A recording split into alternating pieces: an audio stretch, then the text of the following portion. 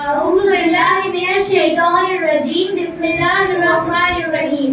محترم المقام joint secretary تنظیم المکاتب، علماء کرام، سامعین ذی وقار اور ہمارے پیارے بھائی اور بہنوں، سلام علیکم. بہن حیا صاحبہ سلام علیکم. علیکم السلام بہن تابندہ. بہن صاحبہ مزاج عالی کیسے ہیں؟ جی اللہ کا شکر، آپ کی دعا. آپ بتائیں آپ کیسی ہیں؟ میں بھی الحمدللہ ٹھیک ہوں. میں آپ سے قرآن کے بارے میں کچھ معلومات حاصل کرنا چاہتی ہوں. جی پوچھیے، کیا پوچھنا ہے آپ کو؟ بہن صاحبہ قرآن کس زبان میں نازل ہوا؟ قرآن تو عربی زبان میں نازل ہوا. قرآن تو 23 سال کی مدت میں نازل ہوا ہے. سب سے پہلی وحی کب اور کہاں نازل ہوئی؟ سب سے پہلی وحی رسول اللہ پر 40 سال کی عمر میں مکہ میں غار حرا میں نازل ہوئی ہے. قرآن میں کل کتنے سورے ہیں؟ قرآن میں کل 114 سورے ہیں. بہن صاحبہ آپ نے کہا کہ قرآن عربی میں نازل ہوا ہے، لیکن میں دیکھتی ہوں کہ اکثر لوگ قرآن کو اردو کی طرح پڑھتے ہیں. کیا یہ درست ہے کہ ہم قرآن اردو کی طرح پڑھیں؟ جی ہاں بہن صاحبہ، میں نے بالکل کہا کہ قرآن عربی میں نازل ہوا ہے، لہٰذا یہ ضروری ہے کہ ہم قرآن کو عربی زبان میں ہی پڑھیں. اردو میں پڑھنا غلط ہوگا. بہن صاحبہ ہم زبان عرب نہیں جانتے، پھر ہم عربی میں کیسے پڑھیں؟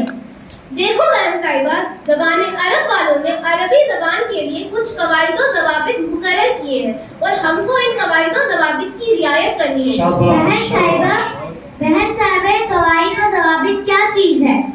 بہن صاحبہ قرآن کی تلاوت کے لیے ہمیں کچھ مخارج سیکھنے ہیں.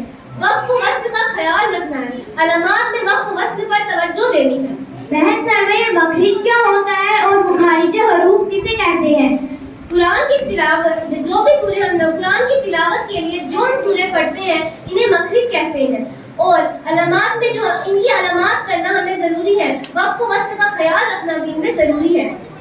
بہن صاحبہ اگر وہ 5 مقامات بھی بیان کرتی تو میرے علم میں اور اضافہ ہوتا. جی ہاں بہن صاحبہ کیوں نہیں، میں وہ 5 مقامات بھی بیان کر دیتی ہوں. وہ 5 مقامات ہیں جوف رحم، حلق، زبان، ہونٹ اور ناک. بہن صاحبہ کیا ان مخارج کا سیکھنا ہم پر واجب اور ضروری ہے؟ اور کیا قرآن کے حرفوں کا صحیح تلفظ کرنا ہم پر واجب ہے؟ جی ہاں بہن صاحبہ کیوں نہیں. جو بھی سورے ہم نماز میں پڑھتے ہیں ان کا سیکھنا ہم پر واجب ہے.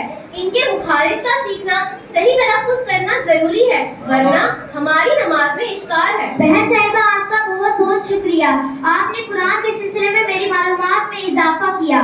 ارے بہن صاحبہ شکریہ کس بات کا؟ یہ تو میرا بھی فرض ہے کہ میں خود بھی قرآن سیکھوں اور آپ کو بھی قرآن سکھاؤں. ہمارے رسول نے بھی یہی کہا ہے کہ تم سب سے بہتر وہی ہے جو خود بھی قرآن سیکھے اور دوسروں کو بھی قرآن سکھائے. میں نے تو بس اپنا فرض ادا کیا ہے. بہن صاحبہ میرا بھی فرض ہے کہ آپ کا شکریہ ادا کروں، کیونکہ اسلام نے سکھایا ہے جو آپ کو سکھایا اس کا شکریہ ادا کروں. بہن صاحبہ مجھے آپ سے مل کر بہت خوشی ہوئی. خدا آپ کو خوش رکھے. خدا